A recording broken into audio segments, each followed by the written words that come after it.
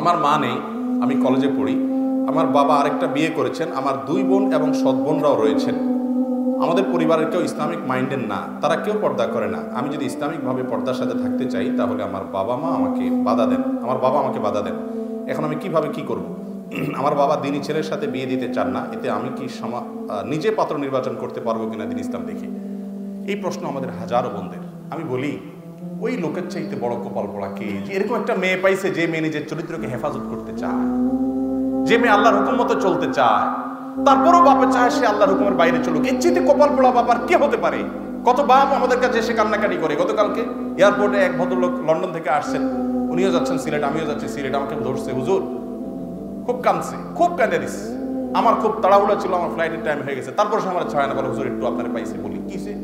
বলো যে আমার ছেলেটা, সে 5 ওয়াক্ত নামাজ পড়তো, আমার কথা শুনতো, এখন সে নামাজও পড়ে না, আমাদের কথা শোনে না, বেয়াদব হয়ে গেছে, নষ্ট হয়ে গেছে। আমাদের স্বামী স্ত্রীর জীবনটা জাহান্নাম হয়ে গেছে, জীবন্ত কষ্টের জন্য। তো যে মা বাপ সন্তান আগে থেকে মানুষ হয়ে গেছে, আল্লাহর পথে চলতে চায়, তাকে বাধা দেয়, এর চেয়ে কপাল পোড়া মা বাপ আর নাই।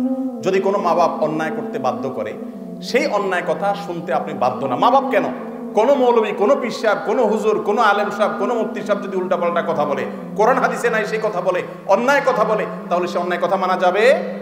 এই যে একটু আগে আমি একটা ভুল ফতোয়া দিলাম, আপনারা সবাই চিল্লে উঠছেন না, ভুল।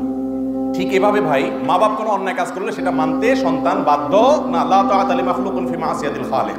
আরেকটা কথা হলো, মা বাপ যদি মেয়েকে বা ছেলেকে বেদিন ছেলের সাথে মেয়ের সাথে বিয়ে দেবে, পয়সা ছাড়া আর কিছু বুঝে না, তাহলে সন্তানের রাইট আছে ওই মা বাপকে এড়িয়ে অন্য কোনো অভিভাবক, ইমাম সাহেব বা গুরুত্বপূর্ণ মান্যগণ্য এলাকার কোনো ব্যক্তিকে অভিভাবক বানিয়ে উপযুক্ত পাত্রের কাছে বিয়ে করা। কারণ যে মা বাবার কাছে দিনদারির কোনো গুরুত্ব নাই, শরীয়ত তার অভিভাবকত্ব থেকে হরণ করে। কথা কি বুঝতে পারছি? তবে এই বিষয়ে আমার এই মাসআলা শুনে কেউ সিদ্ধান্ত নেবেন না, খবরদার।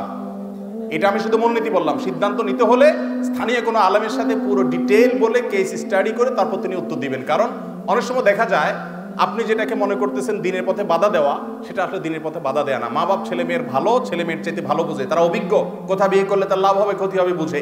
এই জন্য আপনি খুব সহজেই তাদেরকে বদ দিন, এটা বানানোর অধিকার নাই। জাযাকুমুল্লাহ।